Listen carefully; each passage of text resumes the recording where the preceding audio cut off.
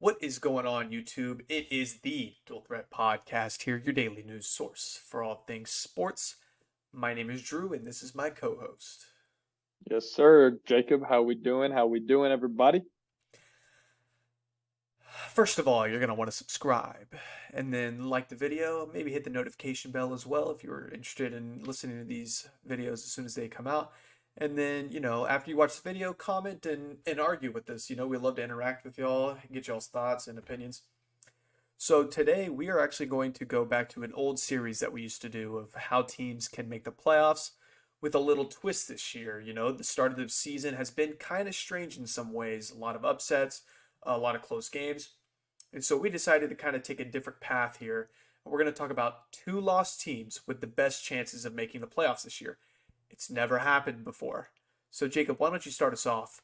And then we'll kind of walk through scenarios of the best ways that these teams can make the playoffs with those two losses already. Yep. So first team we're going to talk about, and this one's going to be maybe a little far fetched. A lot of stuff has to happen, but it's college football. Anything can happen. So the first team we're going to talk about are the 2-2 and 0-2 in the SEC Florida Gators. So they're currently sitting in sixth in the SEC East.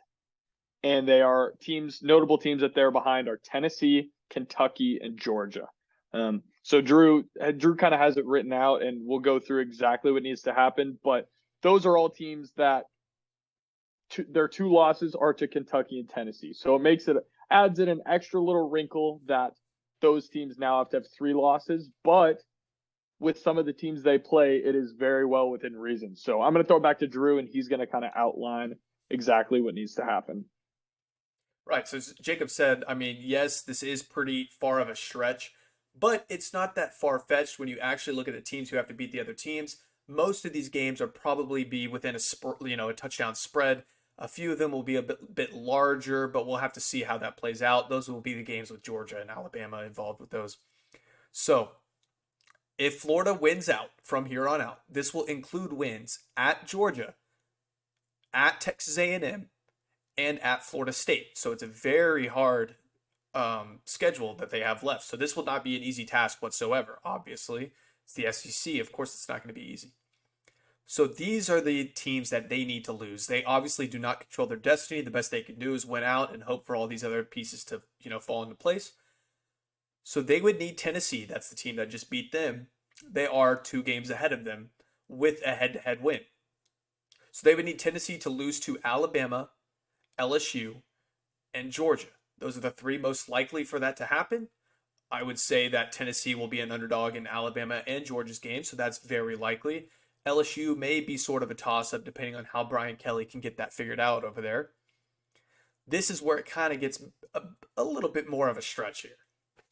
They would need Kentucky to lose 3 games as well. They beat them in a conference game. They would need them to lose to Ole Miss. They're a touchdown underdog. They would need them to lose to Mississippi State, who's favored over Texas A&M right now, and they would need to lose them to lose to Tennessee as well. So that would give Tennessee and Kentucky both 3 losses. The only problem with that is Kentucky would have to upset Georgia, which is looking like it's not likely, but who knows? It's college football. That would put them in the lead in the SEC East, believe it or not. And so from there, they would go to the SEC Championship. Depending on how things play out in the West, most likely they're ending up playing Alabama here. So after they play Alabama, they have to beat them. But there may be a couple of things we have to argue. What do you think, Jacob? Would the playoff committee put a 2-loss SEC champion in the playoffs? Yeah, before Drew and I were kind of talking about outlining what we thought needed to happen, and it really, a lot of the Big 12 and Pac-12 truthers will tell you that the SEC bias is real and a 2-loss SEC team will get in no matter what. I think to an extent you could make that argument, just being a realist. I think there's a legitimate argument that the SEC champion will be in no matter what. However, I think a big if comes down to the other conference champions. If Clemson, Ohio State, USC, and say since they're the top and we love them around here, Kansas, all happen to go 13-0 and win their conferences. I cannot imagine them putting it as hard to fathom as it would be to leave out an SEC champion. I can't fathom they would put a 2-loss SEC team in over 4 13-0 conference champions. However, as much as we love Kansas, the likelihood of them actually winning the Big 12 is probably pretty low, which means that a 1-loss Baylor or a 1-loss Oklahoma or Oklahoma State. Oklahoma State is also 3-0 right now, so not discounting them from being able to go 13-0. But if there's a 1-loss Big 12 team or a 1-loss ACC team or a 1-loss Pac-12 team, then it gets a little hairier because, like Drew was saying, Florida will have had to beat Georgia and Texas A&M and Alabama ultimately in the SEC championship, and so it just comes down to whether that quote SEC bias is real. So yeah, Drew, that's kind of my opinion. I think realistically, if there's 4 undefeated Power 5 champions, that there's no chance. But what are you thinking? Yeah, I would kind of agree. I don't think, as much as people claim for there to be SEC bias, I don't see any possible way of them putting a 2-loss SEC conference champion over a undefeated conference champion in each of those. I mean, because if you think about it, obviously the ACC, the Big Ten, and the Big 12, they'll have multiple ranked wins and they'll be undefeated. The only one you could possibly argue here is considering if USC goes undefeated, they play one ranked team. So really, you could argue is beating Georgia and Alabama and Texas A&M and Florida State, is that more impressive, and losing 2 games, is that more impressive than USC winning out on their schedule? I think you could make an argument there, but I'm just not sure if the committee would go for that. I think they would, they would have a lot of pushback if that were to happen. And I'm just not sure. I mean, and it's funny because the most likely scenario, or the least likely thing to happen in this scenario, is what it seems, is Florida winning out at this point. It looks like a lot of the other things could potentially happen. All of those other games. I think the only other one that's kind of a stretch is Kentucky beating Georgia, or some other team beating Georgia. I mean, if we're talking about South Carolina or something, this was just most likely to happen unless Tennessee drops another game that they're not supposed to. But that's probably the least likely. And so, I mean, also, it's a very small chance. There's a reason why a 2-loss team has never been in the playoffs. But if this plays out the way that Florida fans would love it to, this is how that they could do it. And so we actually have another 2-loss team who just got upset, and the field stormed on and players shoved, and I'm seeing, videos of both sides of people getting shoved there. But this is the Texas Longhorns down in Austin, Texas. And this one's a little bit easier of a scenario to play out. Jacob, why don't you kind of give us, a little walkthrough of that? Sure. Yeah, one quick thing I want to add about that about Florida really quick. While we say no 2-loss team has ever made it, every single year of the playoff, there has been a 1-loss team, at least one, most of the time, at least 2 1-loss teams in. And so if we get to a scenario where multiple conference champions have 1 loss, kind of like we were saying, that's when the possibilities open up. But enough of Florida. Let's go to the Big 12 and talk about somebody other than Kansas for once. I know the fans have been dying to hear about anybody else, but the Texas Longhorns, okay? The Texas Longhorns, week 2, nail biter against Alabama. Great game. Texas fans will tell you that if Quinn played the whole game, they win the game. Maybe so, maybe not, but that's what they'll say. That's a very common saying for Texas. If their quarterback played, they would have beat Alabama. But you can continue. A lot of ifs for Texas fans. But anyway, if they a lot of these scenarios, because you start with 2 losses this early, you got to make something crazy happen. So Texas, at this point, 100% has to win out. They can't. If you have 3 losses, doesn't matter how good everybody thinks you are, you're not making it. So Texas wins out. They win the Big 12 against whoever it may be. They are 11-1 team. or sorry, 11-2 team with losses to um, Alabama and Texas Tech at this point.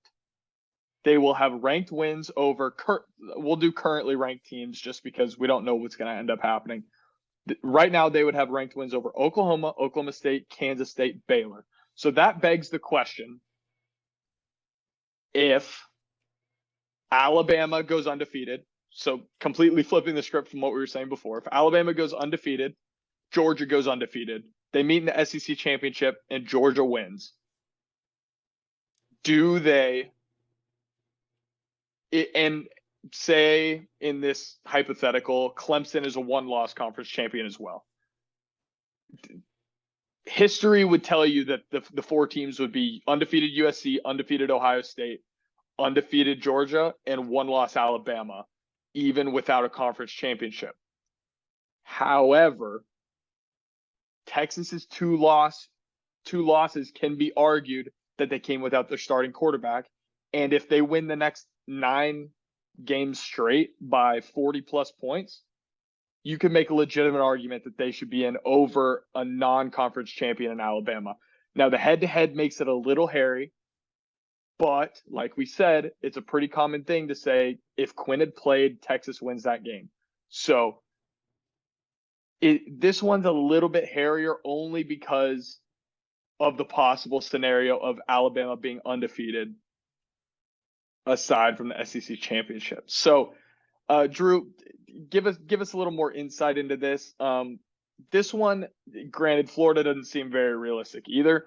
This one, it feels like if they're weighing a 2-loss Big 12 champion and Alabama, who didn't even win the SEC, but one loss, they would put Alabama in my opinion. But what do you think? I mean, I think I agree with you. I think they would probably put Alabama in specifically because of that head-to-head win at Texas.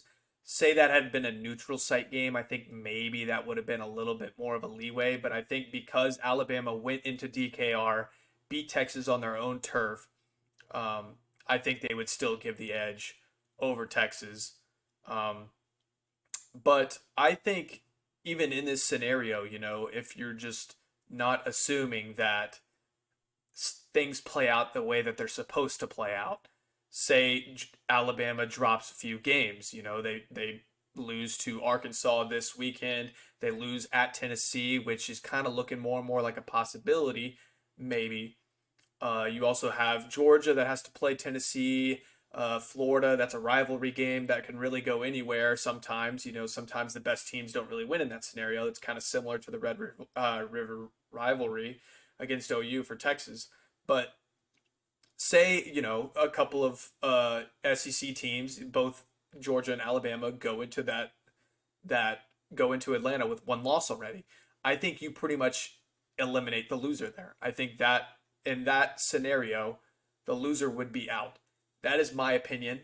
I think a 2-loss Big 12 champion would be in over a 2-loss SEC runner up. And, this is also considering that if Ohio State wins out and they have, they knock out Michigan, does Michigan have 2 losses as well? Or does Michigan slide in under the radar without having to go to a conference game, kind of like how Alabama was? I think that was back in 2018, 2017. I'm trying to remember what year that was. Obviously, that's 17, I Alabama. believe. Obviously, that's Alabama, and people will, say, oh, they just did that because it's Alabama. But you just have to think of all these different scenarios that could potentially be put over a one-loss conference champion. Because, a 2-loss Texas conference champion. I think if Texas were to win out with 2 losses, I think that one loss or the 1 point loss to Alabama would look really good for them in that scenario because that's with all of their starters at that point. And if they win out here, you could potentially say, look, they would be a one-loss team by 1 point to at the time the number 1 team, the number 2 team now. And people would want to see that rematch. It would probably be the 2-3-1-4 rematch, or maybe they would set it up for it to be the championship game if Texas were to win their playoff game. But I think what you would need if you're a Longhorn fan. I think USC will probably drop a game or two. It seems like the Pac-12 always just kind of beats each other up. I mean, it's pretty similar to the Big 12 as well, but in this scenario, you got to imagine that Texas wins out. I think you would need Clemson to beat NC State for them to drop a game as well. I don't think you can have a one loss.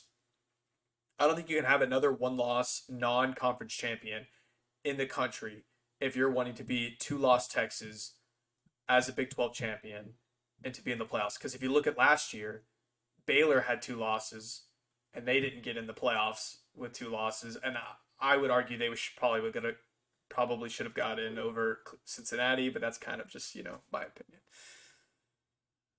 So I got a couple questions here for you. A couple of hypotheticals. Because last year Baylor went into the selection Sunday, if that's even what they call it. I don't think it is, but I think that's right. I think that's for college basketball. But anyway, Right. they went in and they they were number 6. Cincinnati was 4 and Notre Dame was 5, correct?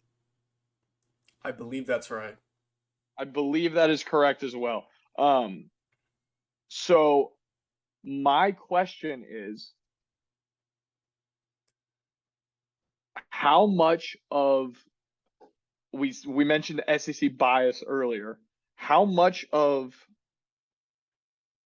that plays into this? Because we already talked about the scenario where Alabama's 1 loss and Texas is 2 loss, winning the Big 12, and we both think that they're probably putting Alabama in.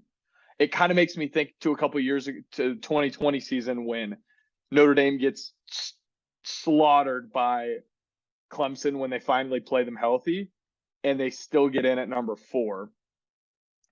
And it kind of feels like a bias is the wrong word because I don't know about bias, but like a preference towards the kind of historic blue blood programs per Right. se. And so what happens if Notre Dame has 2 losses? But what happens if a team like that is in this scenario? A team like a late 1-loss Clemson, or an Ohio State who loses. Like if Ohio State or Michigan, I mean, you kind of touched on this, but like Ohio State or Michigan, do they favor a 1-loss them who didn't play in the conference champion over a Big 12 champion with 2 losses? Or is Texas one of those thought of as kind of historic teams that maybe they would get a little bit of lenience for being 2-loss and get in because of that? I think Texas would have a lot of lenience, not only because many people consider them a blue blood program, but I think because they're also probably, I mean, statistic or factually, they are the most, you know, uh, valuable brand in college football, and I think that shows a lot. I mean, if you look at they put Notre Dame in over Texas A&M that year in 2020. I think that clearly shows that there's not really SEC bias in the committee. I think it's more towards blue bloods, as you were saying, or high valued programs. And so I really do believe that Texas would get a little bit more lenience. It's just I don't think they would get more lean than a one loss Alabama. Now maybe if you were to flip the script somewhere, say Texas A&M wins here on out from there, and then loses in the SEC championship, I think they would put a 2-loss Texas team over a 2-loss A&M team. I mean, even you could even argue even if Texas A&M were to drop the game against Mississippi State this weekend, beat Alabama, and then win out and win the SEC championship, I don't know who they would put in at that point. A 2-loss Texas Big 12 team championship, or a 2-loss Texas A&M team who lost to App Yeah. State and Michigan. You know what I'm saying? I think they Yep. would And probably favor Texas in that scenario. But man, would I love to see that scenario? yeah, yeah, that would be insane. I and hey, maybe we'll get a chance to talk about that if Mississippi State goes the way Vegas thinks that it's gonna go. Maybe next week A&M will be a 2-loss team and we can have this exact same conversation about them. But cool. I think we laid it out pretty well. Florida, ton of stuff has to happen. Texas, not as much, but it really comes down to favoritism or bias from the committee. If they are a two-loss Big Ten, Big 12 champion, what else exactly has to happen? But I think that's it from me. Drew, you got anything else? I don't think so. Hey, thank y'all for tuning in. Make sure to subscribe and comment if you have some differing opinions here. I mean, is there another two-loss team out there that you think could potentially have a chance? Do you think Notre Dame does? Do you think, you know, maybe I don't even know who else is doing West Virginia. Maybe I don't even. Miami, West Virginia. I don't know if Miami. Ooh, that'd be a stretch. All right. Yeah. Just make sure to like the video, comment any differing opinions, and thank y'all for tuning in. Peace.